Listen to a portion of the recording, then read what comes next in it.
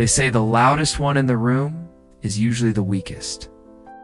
But have you ever truly paid attention to the quiet ones? The man who barely speaks, yet commands the attention of everyone the moment he does? He doesn't need to raise his voice, doesn't need to explain himself. His presence speaks louder than words ever could now. Pause for a second. How many times have you talked yourself into trouble? How many times have your own words, not someone else's, cost you your peace of mind, your dignity, your authority, and worse, your power?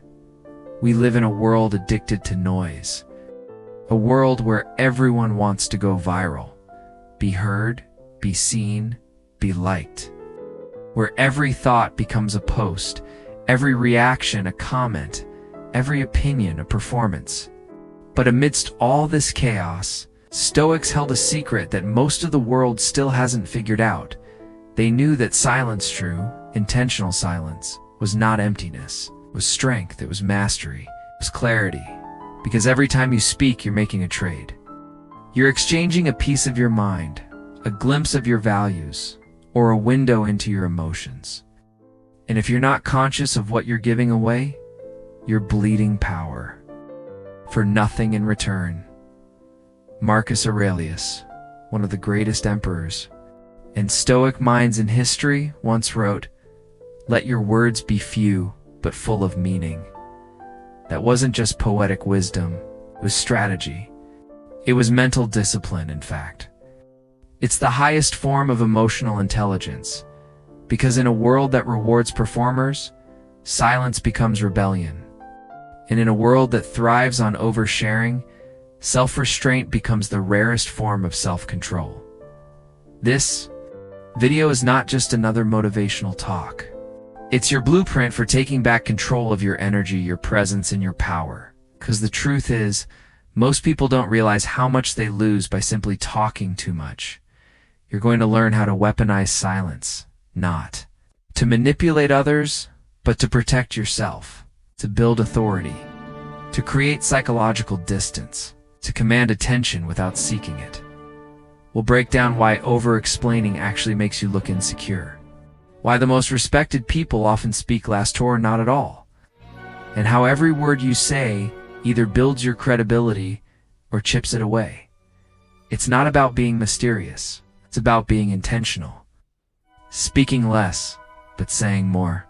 Holding your words like arrows on, leasing them when the timing is right and the target is clear. So ask yourself, when was the last time you truly listened more than you spoke?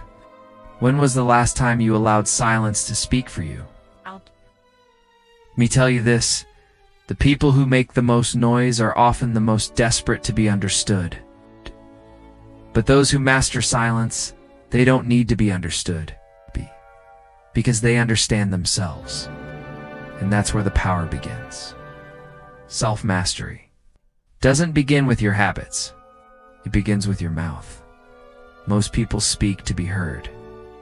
But powerful people, they speak to influence. And sometimes, they don't speak at all, because every time you open your mouth, you're revealing something. Your priorities, your emotions, your fears, even the limits of your thinking. Words are not just sounds. They are maps to your inner world. Anyone who listens carefully enough can use those maps against you, unless you learn to speak with purpose, or not at all.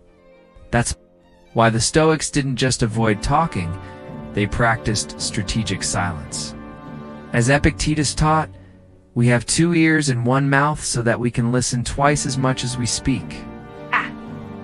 That wasn't just a clever saying, it was a formula for emotional intelligence. For self-defense, preserving strength, because when you speak before you think, you reveal too much. You show your wounds before they're healed, your plans before they're protected, your weaknesses before they're processed. In high-stakes life, silence isn't passive, it's tactical. In negotiations, the one who speaks too much loses. The one who justifies weakens. The one who explains endlessly begs for approval without realizing it. And when you beg for understanding, you give away control. Whether it's in relationships, business, or everyday conversations, every unnecessary word is a potential leak in your power. Dominant people aren't unreadable by accident. They've trained themselves to become unpredictable so they can't be exploited. They know, better to be underestimated than to be figured out. Better to be silent and respected than loud and forgotten. Ever noticed how generals, elite CEOs, and special forces all communicate in short, deliberate phrases? That's not just personality, it's training. It's discipline. It's protection. Because every unfiltered thought, spoken aloud, is ammunition for someone else to use against you. That's why the art of restraint begins not in your schedule, but in your sentences. We ended with one truth. Mastery begins with your mouth. But where does that mastery come from? It doesn't start with big, flashy decisions. Not in the gym, not in your planner, not even in your meditation space. No, it begins in the quiet moments when you're tempted to speak without thinking, when your tongue moves faster than your mind. That's where true control is tested. We often associate discipline with willpower, productivity, or physical fitness. But the most overlooked battlefield, and perhaps the most dangerous, is the one of impulse control through speech. Think about it. You can meditate every morning. You can journal with all the philosophical depth of Marcus Aurelius. You can hit the gym 5 times a week and eat clean, but say one reckless sentence in anger. One careless comment thrown like a dart, and suddenly, everything you've built in terms of emotional intelligence can vanish in the eyes of others. That one sentence, it can fracture relationships, shatter trust, strip away your credibility and leadership in a matter of seconds. This is why Stoic silence isn't passive. It's not about fear or shyness. It's about drawing conscious boundaries with your words. It's about understanding that speaking isn't always strength and silence isn't always weakness. As the quote often attributed to Abraham Lincoln reminds us, better to remain silent and be thought a fool than to speak and remove all doubt. That's not just a clever line, it's a psychological law in action. Even modern neuroscience backs this up. When you're calm, when you're quiet, your prefrontal cortex, the logical reasoning part of your brain, takes the wheel. But when you're reactive, when you snap back without a pause, your limbic system, your emotional, impulsive brain, hijacks the conversation. That's not control, it's surrender. So every time you speak out of impulse, you're not just venting. You're handing over your power to your emotions. And every time you pause, take a breath, and choose silence instead, you reclaim that power. Re-enter the moment with clarity. Let's take this out of theory and into real life. Imagine 2 leaders walk into a room. One jumps straight into chatter, explaining things no one asked, cracking nervous jokes to seem likable, filling the air with unnecessary words. The other walks in quietly, stands tall, makes eye contact, says little but listens intently. Now, which one do you instinctively respect more? It's always the second. Because in high-stakes environments, boardrooms, negotiations, even battlefields, it's the one who speaks less who commands more. Why? Because silence creates gravity. Words, especially when used carelessly, dilute it. The fewer people who know your inner world, the more they feel the weight of your presence. People don't fear the loud, they analyze them. But the quiet, they watch them. They wonder about them. They respect them. Because they can't predict them. Silence becomes your filter. It separates those who are truly listening from those who just want to respond. It draws attention not to what you say, but to who you are. That's the reason powerful individuals, whether leaders, warriors, or visionaries, talk less. Not to vanish, but to build tension. To let the silence do the heavy lifting. So next time you feel the urge to explain yourself, to defend, to overreact, to reveal more than necessary, Ask yourself, am I buying temporary relief with permanent exposure? Then stop, breathe, and let your silence do the speaking. Let's be clear. You don't owe anyone an explanation. Not for your dreams, not for your values, not for who you're becoming. And yet most people live inside this invisible prison, a cage built from the fear of being misunderstood. They think if I don't explain myself, they'll get the wrong idea. So they talk again and again. But here's the truth. No one tells you. People who respect, you don't need explanations. And those who constantly demand explanations usually don't respect you anyway. Why do we over-explain in the first place? It's not always about clarity. It's usually about validation. We want to be accepted. We fear rejection. We think, if I just explain it the right way, they'll finally get me. But let's get brutally honest. You're not explaining to connect. You're explaining to be approved, and that right there is a subtle form of self-betrayal. Because every time you feel the need to justify your truth, you're placing someone else's opinion above your own clarity. That's not confidence. That's dependency. That's not leadership. That's approval addiction. And it's the fastest way to lose your emotional intelligence, because now you're reacting to what others think. Instead of living by what you know to be true, you might say, but I just want them to understand. Understand what? That you chose peace? That you set a boundary? That you chose not to engage in drama? Then maybe the problem isn't your silence. Maybe the problem is expecting the wrong people to appreciate your clarity. We ended with a reminder. You don't owe anyone an explanation for choosing peace. And now, let's take that truth a step deeper. Because when you walk away from chaos, when you step back from manipulation, when you draw a line to protect your mental space, you don't need to explain it. The people who genuinely care about you, they'll notice your movement. They'll understand it in your tone, your distance, your boundaries. It's not in your speeches. And the people who don't care, they'll twist whatever you say anyway. That's why Marcus Aurelius warned, never waste time arguing what a good man should be. Just be one. You don't need to argue your decisions. You don't need to campaign for your values. You just live them. Let your life speak louder than your words ever could. Because over-explaining, let's call it what it is. It's emotional leakage. Every time you explain yourself to someone who didn't even ask. Every time you justify your no. Every time you keep talking after you've already made a decision. You're leaking self-respect. You're inviting unnecessary debates. You're signaling that maybe, just maybe, your values are up for discussion. You're giving others the illusion that what's clear to you might still be negotiable. And that's not humility. It's exposure. That's insecurity disguised as kindness. High-performance communicators? They do the opposite. They offer short, clean answers. They set the boundary once, not 3 times. They don't justify, they act. And if necessary, they repeat, but they never explain. Because the more you over-explain, the more fragile your boundary sounds. You soften the edges. You turn firmness into flexibility.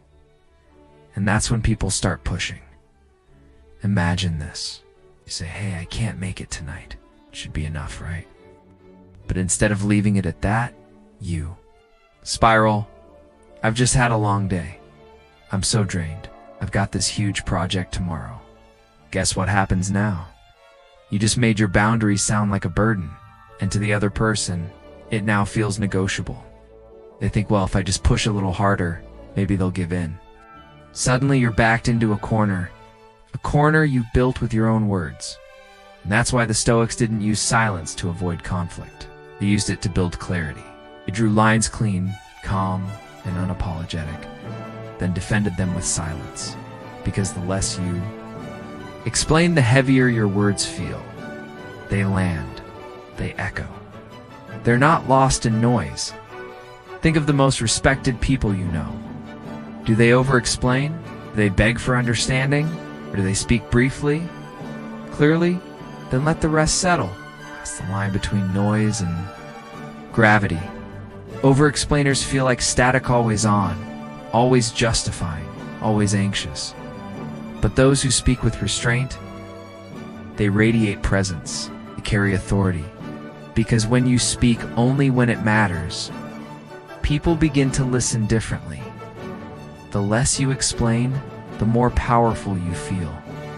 Because you're no longer seeking permission to move forward. You're simply moving. Let this sink in. You don't need anyone's approval to protect your peace. You don't need applause to live in alignment. And you sure as hell don't need to explain your worth to someone who can't even see it. Over-explaining isn't kindness. It's a silent form of begging, and that's not the Stoic way. The Stoic path is quiet but unshakable. Speak less, move to it. Cleaner. Let clarity become your voice. Let's be real, the world doesn't respect noise. It respects weight. And weight doesn't come from how loud you are. It comes from restraint. You've seen it before, haven't you? The person who enters a room and barely says a word. But when they finally do speak, everyone leans in. That's not luck. It's not charisma. It's not even personality. That's strategic silence. It's the power of not needing to prove anything. Why do fewer words carry more strength? Because when you speak less, each word carries more intention. There's no filler, no fluff, no hidden insecurity. You speak like every sentence matters because it does. And here's the psychological truth. Humans are wired to respect whoever controls the tension in the room. And the one who speaks last, or at least but with precision, always controls the room. The strong move in silence, so only the uncertain feel the need to prove themselves. Let that sink in. When you speak with clarity, people listen with intention. They lean in, they take your words seriously. They know you're not here to waste their time. You're not speaking to entertain, you're not speaking to impress. You're speaking to be clear. And that clarity changes the entire power dynamic. Those who talk too much, they give too much away. But those who master their words, they master the room. We've come this far understanding one essential truth. The fewer words you speak, the more power you preserve. And now, let's dig deeper into why every unnecessary word doesn't just weaken your presence. It reveals far more than you think. Every extra word you speak is like a window wide open into your emotional state. And the more you talk, the more people see, not just your message, but your fears, your doubts, your emotional leaks. When someone rambles, what do you really hear? You don't hear clarity. You hear insecurity. When someone overclarifies their stance, do you feel confidence or hesitation? The truth is, every justification, every long-winded answer, every emotional over-explanation reveals one thing: they're not sure. Not fully. And in the game of psychological dynamics, especially in leadership and influence, the one who reveals less wins more. This is not about being cold, not about playing games. It's about self-regulation, the kind that builds psychological boundaries without saying much at all. It's about speaking with purpose. It's not out of impulse. As Epictetus once reminded us, we have 2 ears and 1 mouth so that we can listen twice as much as we speak. This isn't just a poetic quote from a long-dead philosopher. It's tactical. Intelligence in real time, because when you speak impulsively, emotions are in the driver's seat. But when you pause, observe, and then speak, that's when clarity takes the wheel. That's when you are in control. That is the mark of high-performance communication. And in leadership, relationships, or negotiation, clarity is king. You don't need to declare your confidence. You don't need to explain your values or campaign for your beliefs. Confidence is not something you say. It's something others feel when you speak with calm. Grounded certainty? Think about how confident men actually speak. They say, "That won't work for me." Understand? No. And then they stop. No story. No guilt. No performance, just clean energy. Clean decisions. Clean presence. And guess what happens? The room adjusts to them. It's not the other way around. Because they've learned the art of conservation. In war, a general who wastes troops is called reckless. In life, a man who wastes words is seen as undisciplined. Speaking less is emotional conservation. It's preserving your dignity. It's refusing to give away parts of your mind and soul to people who haven't earned that access. It's choosing composure over chaos. And that kind of composure, rare, uncommon, that is Stoic. So what happens when you begin to speak less? Suddenly people lean in because they want to hear you. Your no becomes non-negotiable. Feedback, though, brief hits harder. Your presence starts to feel deliberate, not coincidental. This is not about staying quiet. It's about speaking with such intention, such precision, that your pauses, your silence, become more powerful than everyone else's noise. And here's a final thought to carry with you. From this moment forward, ask yourself, am I speaking to express my truth or to manage someone else's reaction to it? If it's the latter, stop, breathe, and remember, you don't need to be loud to be heard. You need to be clear to be respected. And that right there is the Stoic way. That's how you speak less, but command more. But here's the part they don't tell you. The moment you start walking this path, the moment you begin protecting your energy, living with quiet power, people will test you. Oh yes, they will. They'll poke at you. They'll provoke. They'll throw comments like, "Why are you so quiet lately? What? You think you're better than us now? You've changed?" As if that's a bad thing. But here's what's really happening behind the scenes. Your silence unsettles the insecure. Your calm exposes their chaos. Your self-control reminds them of their own lack of it. They don't know how to handle that, so they test you. And guess what?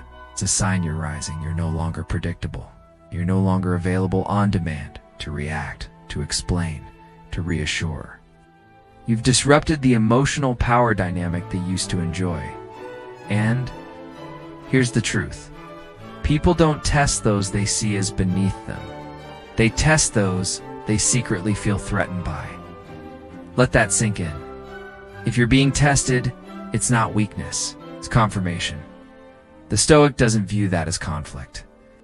He sees it as proof that he's now walking a path that requires emotional intelligence and self-mastery.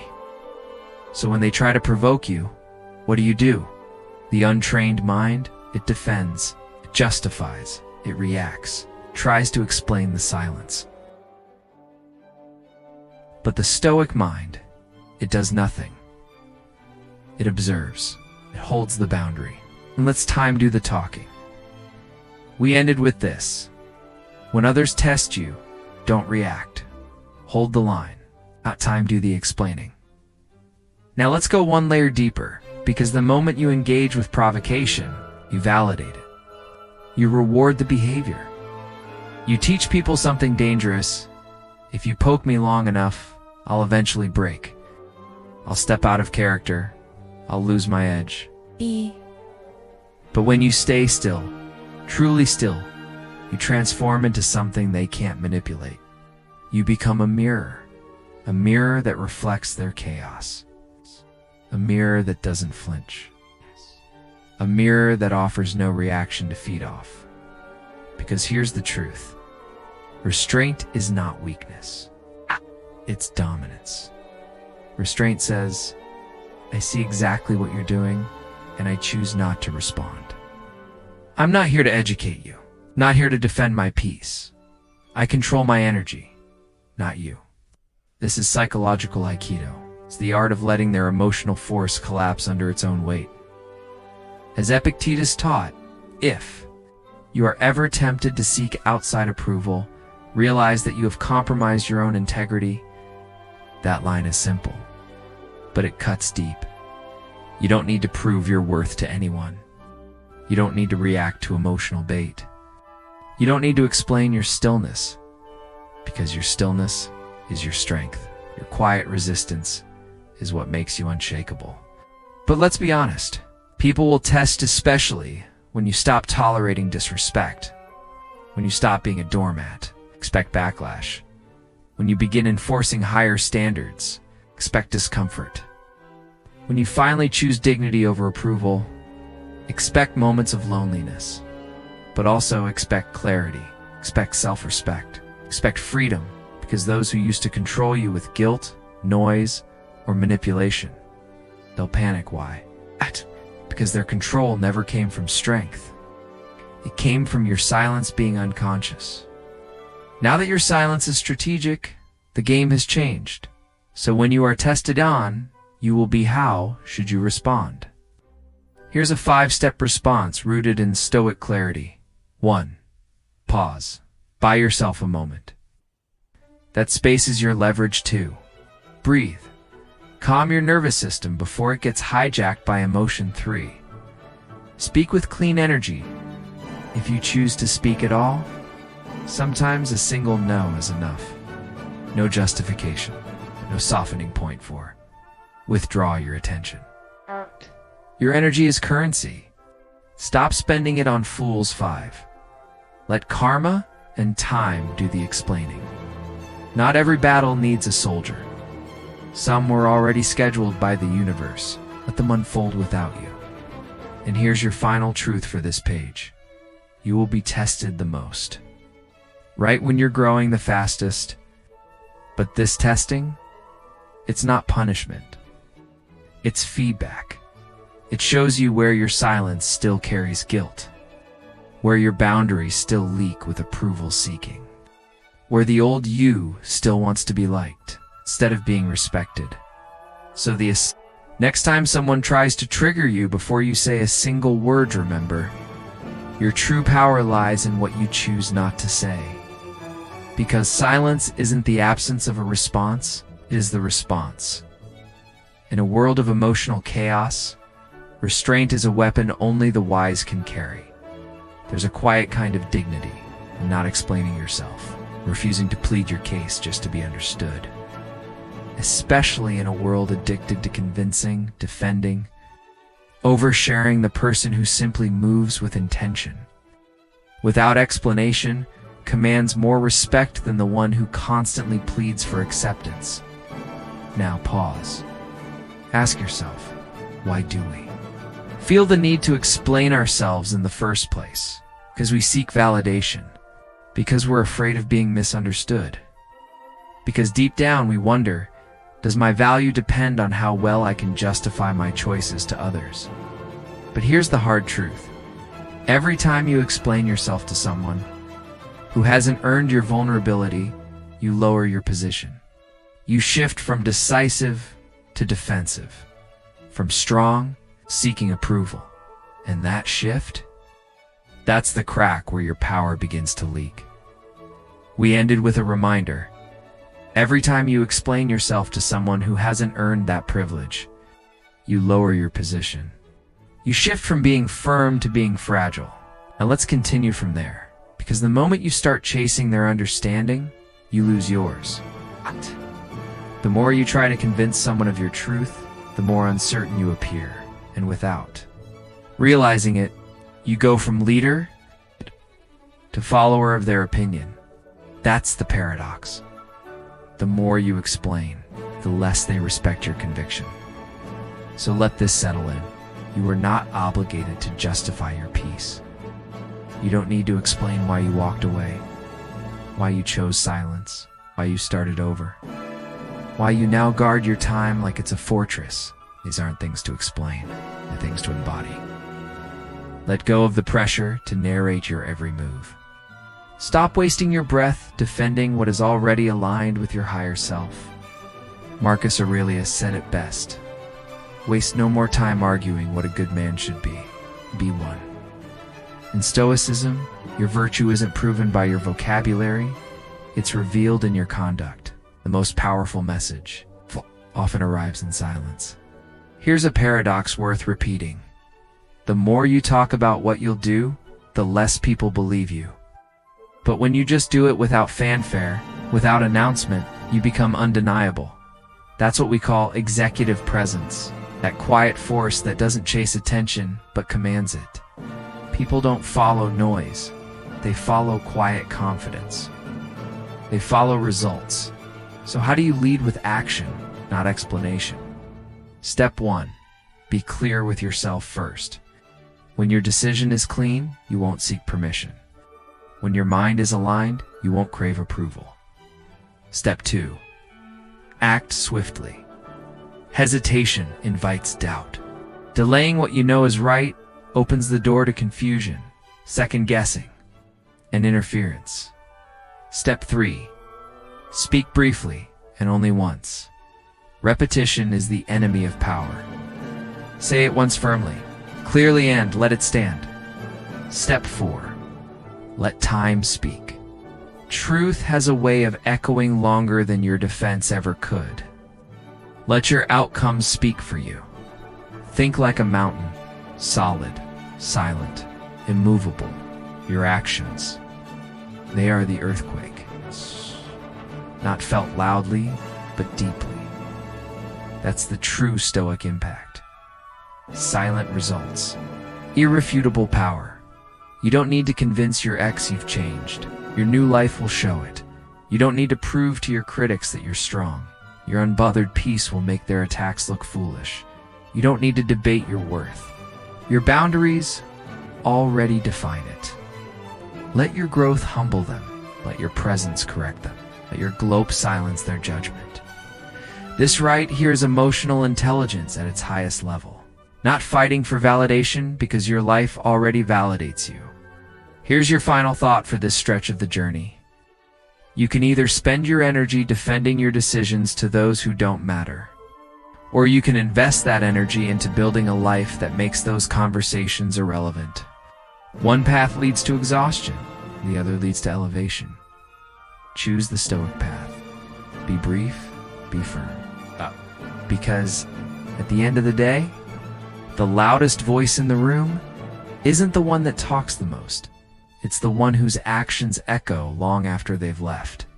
But don't be surprised when your silence starts making noise. People lose access to your light, your peace, your grace. Their reaction will be loud. It's not out of love. It's not you they miss. It's the control they had over you. You'll hear your name whispered in rooms you've never entered. You'll feel the sting of passive aggression, rumors, and narratives crafted by those too proud to admit they were wrong. But here's the Stoic truth. Noise is not a threat. It's a confession. The louder they get, the more obvious their wound becomes. Their words are projections, echoes of guilt, shame, regret. So when someone won't stop talking about you, even after you've gone silent, it's no longer about you. It's about the space you left behind, the kind of silence that forces reflection, the kind of quiet that exposes the emptiness they tried to fill with your presence. And while they rehearse their stories to stay relevant, you rehearse peace. You practice presence. You don't defend. You don't argue. You don't post cryptic quotes. You don't seek justice through confrontation. Because true justice doesn't need noise. It needs clarity. And that's exactly what your silence delivers. We ended on a truth. Silence isn't passive, it's precision. It's the quiet declaration that you no longer need to react to chaos in order to prove your value. Let's take that power one step further. Marcus Aurelius once wrote, "The best revenge is to be unlike him who performed the injury. Not louder, not harsher, just unlike." And that's right. There is the Stoic way. You don't win by mirroring their behavior. You win by refusing to become like them. When you stop reacting, you start revealing. Because your reactions, whether defensive, angry, or forgiving, used to cover them. Your compassion used to shield their damage. Your silence used to protect their image. But once you stop engaging, Once you stop trying to explain, to save, to soften, you become a mirror they can no longer distort. And what do they see in that mirror? They see themselves, unfiltered, unmasked, unprotected by your kindness. And suddenly, your growth makes their stagnation undeniable. Your calm makes their chaos unbearable. Your emotional elevation exposes the reality they've been desperately trying to avoid. They didn't just lose your presence, they'd lost something sacred, your protection, your grace, your covering. And now, it's not coming back. But here's the part they never expected. You didn't clap back. You didn't broadcast your side of the story. You didn't launch a campaign to prove them wrong. You simply chose evolution. You chose inner work. You chose peace. And ironically, that not revenge is what breaks them. People often prepare for war when they wound others. They expect retaliation, drama, a fight to fuel their own chaos. But when you offer them peace instead, you respond with silence, boundaries, and self-respect, they become disarmed. Because peace doesn't fit their script. They were ready to play the victim. But you refused to play the villain. You broke the cycle. You refused the role. And so, their narrative fell apart. Let them talk. Let them exaggerate. Let them spin stories for whoever's still willing to listen. Meanwhile, you're not watching. You're not waiting. You're building, quietly, consistently. In the shadows of their noise, your discipline becomes a cathedral, strong, intentional, sacred. Your silence, it becomes your strategy. It's not retreat, but redirection. It's not passivity, but purpose. Your detachment becomes a kind of spiritual armor, impenetrable. And most importantly, you stop seeking validation, because your results now speak louder than any opinion ever could. Never forget, silence is not weakness. It's wisdom. It's choosing self-mastery over self-defense. It's energy preservation, not emotional cowardice. Let them misunderstand. You let them laugh at what they don't understand. Let them judge growth through the lens of small minds, because your value was never meant to fit into their narrative. You weren't made to shrink for their comfort. And the right people, the ones aligned with your purpose, they'll feel your presence even in your absence. They'll understand your restraint. They'll respect the weight of your silence because they've learned to carry their own. So let them keep the noise. You keep the power. Now let's talk about emotional detachment. It's not coldness. It's not indifference. It's clarity. To the Stoics, detachment never meant ignoring life. It meant seeing life clearly, without filters, without distortion, without being hijacked by every feeling that passes through. And when you practice this kind of clarity, something incredible happens. You stop overreacting to every insult, every manipulation wrapped in concern, to every betrayal dressed as love. You stop taking the bait, because now you see the trap. Why? Because you finally realize your peace is more valuable than proving a point. Your energy is too sacred to be poured into temporary drama. Your destiny or path is too important to be delayed by emotional traps. This is the foundation of emotional intelligence. It begins the moment reactivity ends. The most powerful people in the world aren't the ones who control others. They're the ones who can control themselves even in the face of pressure, misunderstanding, and attack. They don't panic when criticized. They don't argue just to be right. They don't let their emotions be dictated by someone else's story. Instead, they stay calm. They stay centered. They stay in command of themselves. That's emotional intelligence. Not avoiding emotion, but mastering its direction. In the previous moment, we realized that emotional intelligence isn't about suppressing emotion. It's about mastering the direction it flows. Now let's look at what happens when you no longer let others hijack that flow. Epictetus said, He who angers you controls you. Let that sink in. Let it sting if it needs to. Because every time you let someone pull a reaction out of you, every time you take the bait, snap back, defend yourself, or even just feel disturbed, you're not responding. You're being programmed. You're handing them the remote control to your nervous system, you're saying, without realizing it. You get to decide how I feel today. But here's the uncomfortable part. You're doing that for people who haven't even earned the right to be in the same room with your energy. So what's the solution? Detachment. It's how you take the remote back. Detachment creates the boundaries your words never could. When someone disrespects you and you walk away. Without argument, without performance, without explanation, that's not weakness. That's psychological dominance, because you're saying through silence, I value my mental clarity more than your opinion. I don't owe you access to my peace. Not available for your chaos anymore. And trust this people. Remember the exact moment you stop dancing with their dysfunction? Feel it.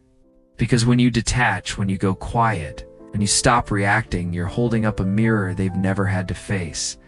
And most people, they're not ready for that reflection. So what do? They rage, they gossip, they bait. Do whatever they can to pull you back into their storm.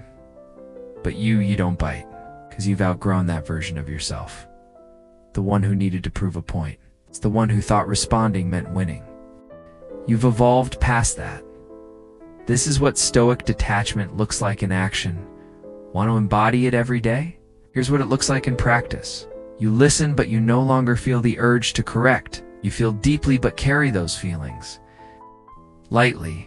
You walk away from drama even when you could win the argument. You observe, but you don't absorb.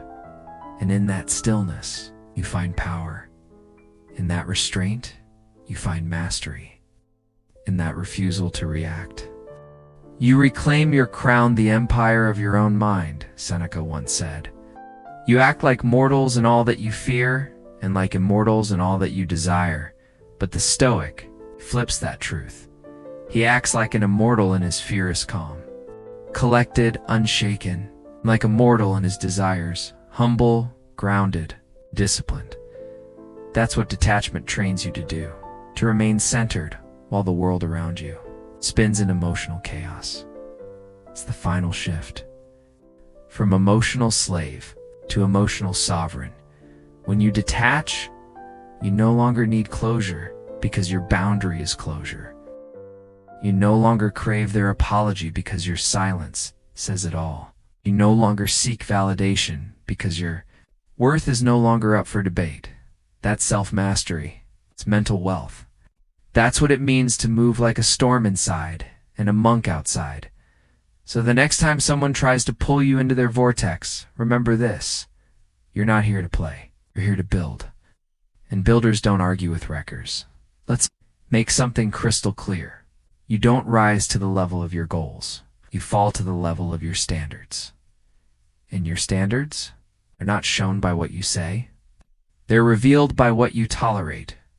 So if you let someone repeatedly cross your boundaries, if you allow them to disrespect your presence, if you let them drain your peace, you're not just enduring their behavior, you're validating it. That's the hard truth. But it's also your wake-up call. Boundaries aren't walls. They're values made visible. And the Stoics didn't believe in restraint because they were weak. They believed in it because they knew where they ended and where others began. Seneca once said, "No man is more unhappy than he who never faces adversity, for he is not permitted to prove himself. Likewise, no one is more disrespected than the person who never enforces a standard. Because if you never make your line clear, people will cross it. Not because they're evil, but because you never told them not to." We just touched on a difficult but necessary truth. The person who never enforces a boundary is the one most easily disrespected. Now, let's close this journey with the truth. Many avoid. People don't respect what you say, they respect what you reinforce. Your tolerance, it's not neutral. It's a language in people. They're fluent in reading it. Every time you let that friend belittle you, every time you let that partner manipulate you, every time your boss walks all over your dignity and you just stay quiet, you're not being calm. You're silently whispering, "This is okay, keep going." But it's not okay, because each time you let it slide, your self-worth takes a hit. And over time, those hits stack up. They chip away at your confidence until one day, you barely recognize the version of you that used to stand tall. This is the hidden poison of false niceness. And it's killing your confidence. You were probably raised to keep the peace, to avoid conflict, to be the bigger person. But being the bigger person does not mean being the invisible one. Being calm does not mean being complicit. Because niceness without boundaries is not virtue. It's self-betrayal disguised as goodness. It's people-pleasing dressed up as morality. It looks like kindness, but it slowly erodes your voice, your strength, your identity. The Stoics had a name for this silent erosion, akrasia, the state of acting against your better judgment. When you constantly allow what you know is wrong, you're not just tolerating the disrespect, you're helping it grow. You're becoming complicit in your own downfall. That's not humility. That's spiritual self-harm. So how do you rise from this? It begins with truth. Every act of tolerance is a silent vote for the future you'll have to live with, so choose wisely. Cast better votes. Make a new declaration. Firm, quiet, unwavering. I no longer explain myself to those committed to misunderstanding me. I don't shrink to fit into rooms that were never built for my growth. I don't engage where I'm merely tolerated. Invest where I'm genuinely valued. This isn't arrogance. It's psychological self-respect. It's emotional intelligence, forged in discipline. You are the gatekeeper of your energy. It's your job to protect it, not theirs. Yes, high standards will make some people uncomfortable. Keep them anyway, because the people who benefited from your silence will never cheer for your voice. You'll be called cold. You'll be labeled selfish. But what you're really doing is evolving. You're becoming someone who no longer bleeds for those who wouldn't even hand you a bandage. And that quiet shift, that invisible line drawn inside you, becomes the birthplace of your new identity. A stoic identity, one that no longer confuses manipulation for love, one that doesn't trade peace for proximity, one that doesn't panic at the thought of loss, because it understands this. Sometimes, the price of your inner peace is the exit of those who never respected it. So raise your standards, even if you have to walk alone for a while, even if you lose approval, because the day you stop shrinking for others' comfort, that's the day you finally begin to rise. And that rise, it won't always be loud, but it will be felt by you and by those who never thought you'd walk away. If this message resonated with you, if you're ready to raise your standards, reclaim your energy, and walk with quiet power, then you're already walking the Stoic path, and we're walking it with you. Thank you for watching. If you found strength in these words, subscribe to Stoic Havenway, where stillness is strategy and silence speaks louder than noise. Until next time, be calm, be clear, be unshakable. Your presence is your power. We ended on a powerful reminder. The day you stop shrinking for others' comfort is the day you begin to rise. Now, here's what happens when you no longer tolerate disrespect. The world begins to treat you differently.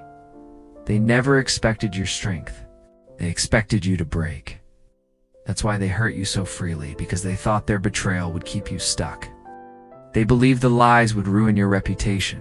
They assumed your silence meant surrender. But look at you now. You're still standing. Not just surviving, you're thriving, and you're not doing it to prove anything, not out of spite, not to win the imaginary game they thought you were playing. You're rising because your pain became your power, and your growth became your greatest revenge. The Stoics had a philosophy one many never understand. Retaliation. They never preached revenge. as the world defines it. They didn't care for vengeance born from impulse or ego, because Stoicism isn't about reaction. It's about elevation. Marcus Aurelius said, "The best revenge is to be unlike him who performed the injury." Let that sink in.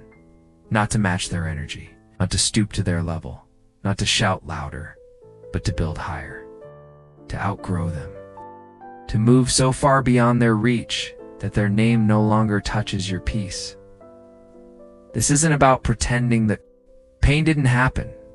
It's not about erasing the past. It's about transcending it. That kind of transcendence, that's a power they will never understand, because it requires emotional intelligence. It requires discipline. It requires the humility to keep building while being misunderstood. They expected noise from you, but you gave them elevation. They expected drama, but you gave them distance. They wanted war, but you built a new world, one where they no longer exist. That world, it has no room for bitterness, because you've learned the best revenge isn't making them pay.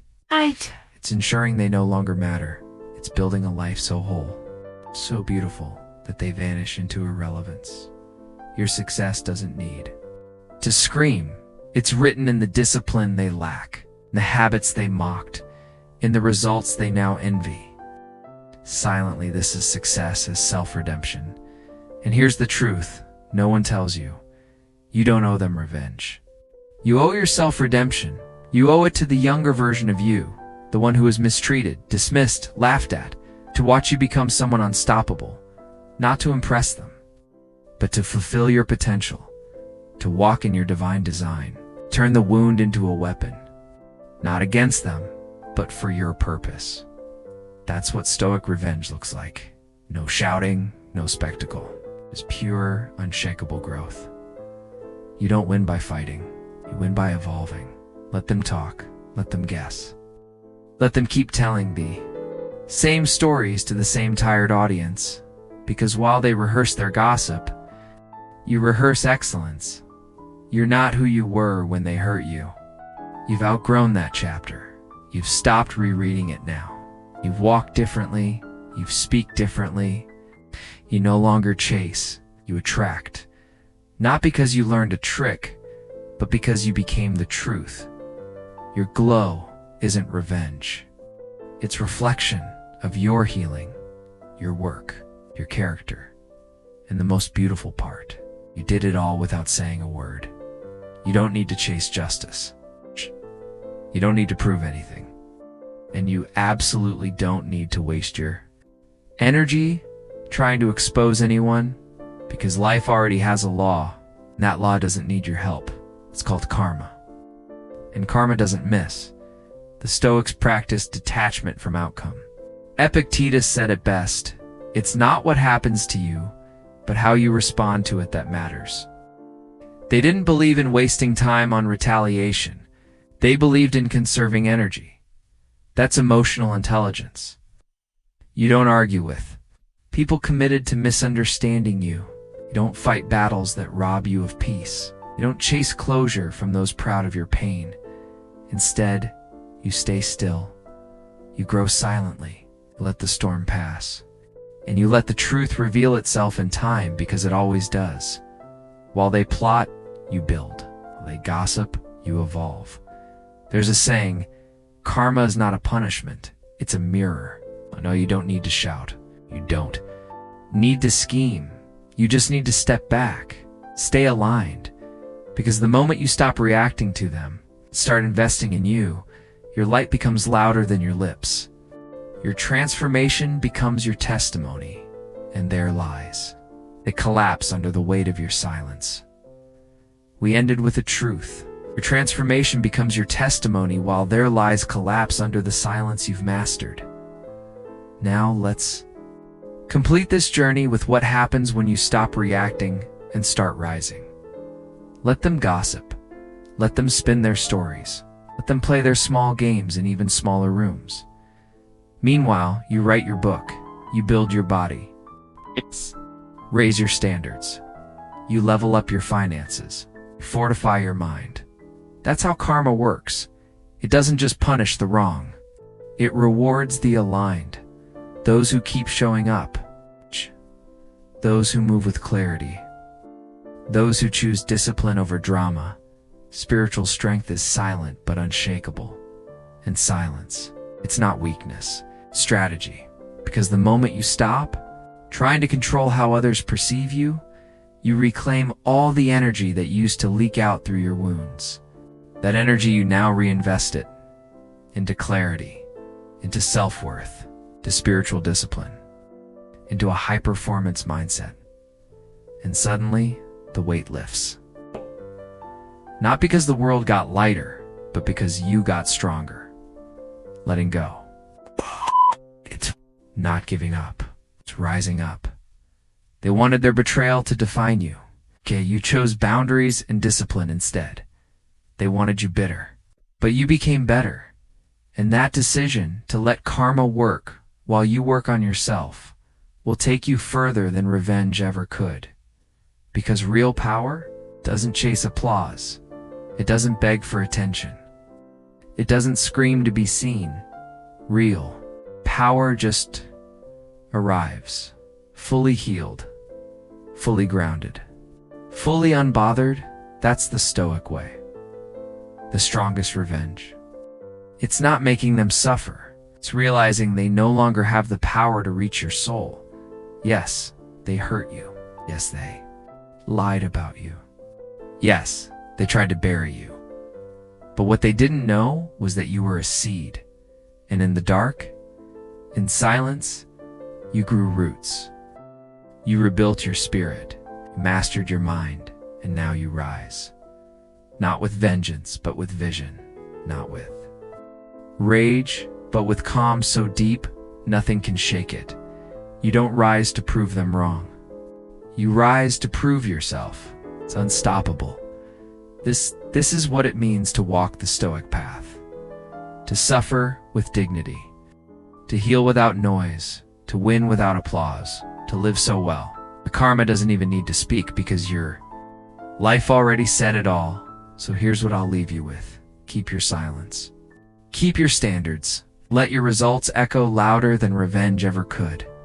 If this message spoke to something deep in you, share it with someone who needs strength, someone who needs peace, someone who forgot they were never powerless, just distracted.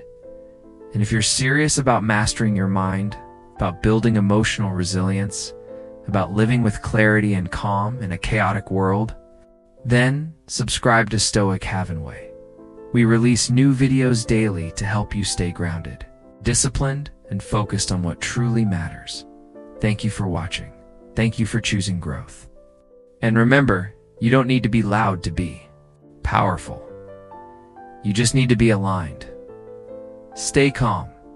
Stay clear. Stay unshakable.